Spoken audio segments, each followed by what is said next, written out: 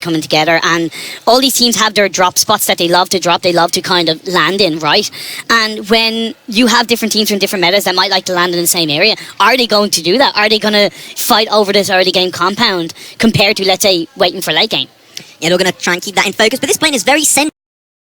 So already the map is extremely small for Sunhawk. You can drop basically anywhere. So if you have a favorite spot, you can just drop to it pretty easily. And I've seen a few of the teams seem to go for boot camp, but I think they saw this a lot of teams towards boot camp. So maybe want to avoid an early game fight because once again, PUBG, that's what you're trying to see in terms of playstyle. Avoid early game skirmishes, get to the late game, and you should be good to go. So of course, Sunhawk is a smaller map, so generally the circle is always going to be somewhat owned based on hopefully that it's going to be somewhat of a boot camp finish. You do see, as far as I know, it's Kurd squad are in boot camp on their own, and then you have a lot of teams around them. Yeah, got a lot of teams. One team that seems like they're in a very good spot is XQF. Like, they got legit 5 teams around them, and they are getting surrounded. Next circle is going to be very, determined. If it's on the side and they have to shift, a lot of teams are going to die early on. If it's focused on bootcamp, you have a lot of teams already there. One thing that I really see, actually, on the oh, be careful, AWM, on the roof. I mean, if you can get it, go for it, but there are tricks to get on the roof pretty easily. I forgot my thought. Goddamn. It's okay. Sorry, man. So we do see circle phase 2. It's gone a little bit down towards the east, southeast side of the map. What that is going to do is I feel that is going to drive a few of these teams down toward the south side. Top Esports are looking in a decent position. They are holding the dead centre. Team Queso, we know that they love to hold the edge of the circle. They always rotate towards the edge of the circle. They want to play super safe and just have a good vision of the teams around them. That's the same kind of playstyle for Team Secret. They always play edge of the circle. That's what we saw when we were doing our VOD reviews. And it's going to be interesting to see these clash of different metas. And I was about to say, I got my thought back. There are so many teams coming to life from Asia in general, and Asia meta is very focused on getting the center of the circle as soon as possible, so you don't have to shift too much on the next circle. And one thing, you have so many Asian teams, that's why you have a big Nova Monster Shield, and they are an official Nova eSport team, just so you guys know. One thing though, the reason why Nova can't push onto a compound is because they're just not close enough right now. We see TeamIND, the positive for them is that they are all in that one building, but the negative is all it's going to take is 1 or 2 nades being thrown in through the windows, and they are going to be heavily exposed. Are going to have to reposition super quickly. So if they recognize that, if Nova Monster Shield can get any more of an intel that they are inside that one building, I would be not surprised if the nades come flying and we see some form of a mini red zone, so to speak. Yeah, we saw also a proper angle there. So as you mentioned, Nova Monster Shield, they're a little bit too split. They can't really, charge him right now, and you can see that all the members in the house, they have 4 angles of fire. So legit, almost nobody can breach it unless once again a good cook grenade can make the work and shut them down. We are now just 30 minutes. I was going to say 3. 30 minutes into the game. Phase 2 circle still closing up. And just still not too much going on, which is really nice to see because this is also Sunhawk. So a really passive early game on Sunhawk, that is not too common. Not too bad indeed. So ultimately, they did lose Outsider, so he is down for the rest of his team. But hopefully he'll be still providing that live bus support to the rest of his team.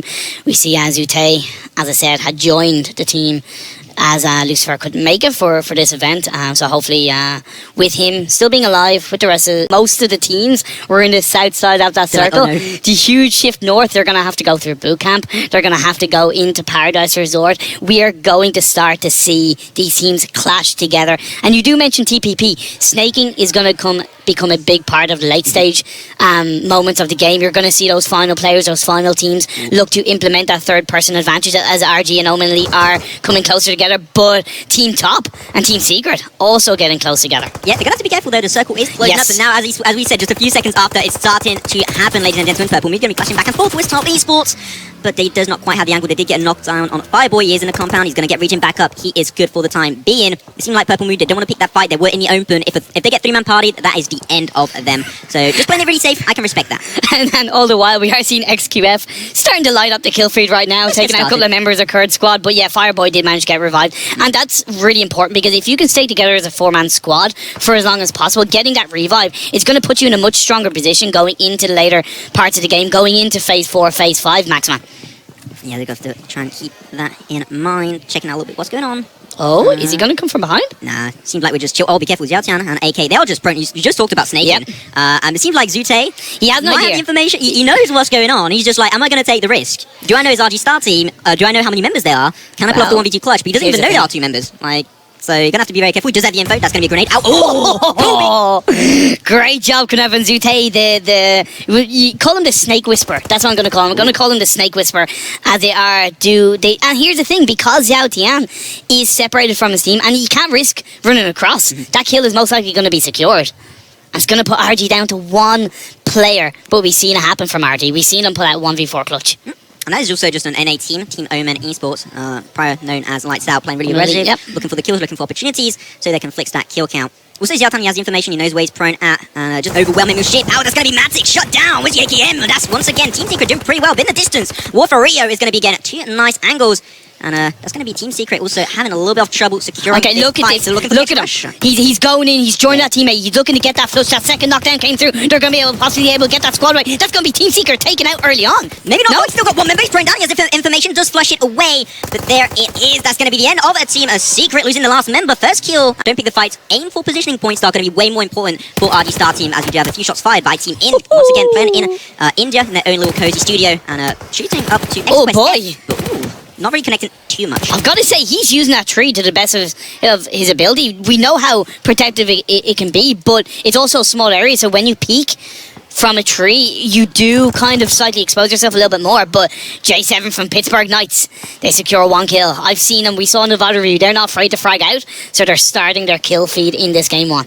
They are trying to get this started, boys and girls, as we're going to have a PLM once again.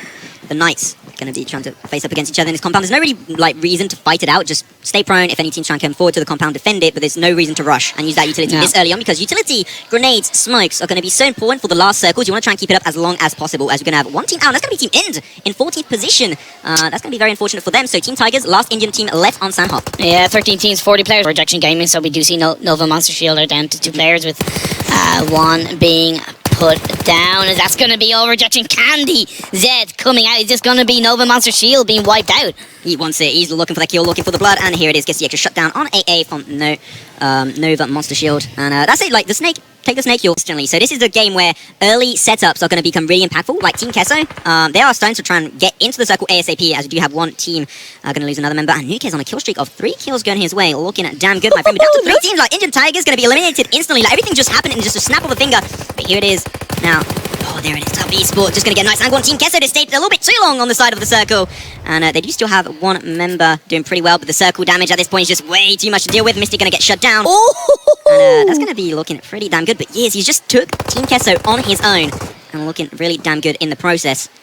But now, be careful. He's trying to regen back up, trying to deal with the extra damage. He knows if he brushes through the circle, he's going to get instantly shut down. Here it is. XQF still looking damn good. They have 2 members up. Paraboy going to be knocked away. Top Esports, a little bit too split, I think, but that's something that can be viable at this stage of the game. They made it pay off for now, but he spots him out. Kuboy is going to come out with another knockdown. That puts Top Esports down to 1 active player and 2 members being knocked down. Yes, you took Team Kesso on your own. Can you do it again, my boy? There is. Yes, taking a lot of damage. Not going to get quite shut down, but here it is. Just a little extra damage output. That's going to be XQF looking damn good. They are the favourite in the prelims for a reason, and that's because they clap some butts. Okay, so Axel, I said he's the most aggressive player for Team K, so is he going to be able to 1v3? We're down to 2 teams, 4 players left alive. He's trying to revive. Is he playing the first aid game? He's going to go down. That's XQF, XQuest XQuest coming out on top. If there was one team that was going to take game number 1, it was going to be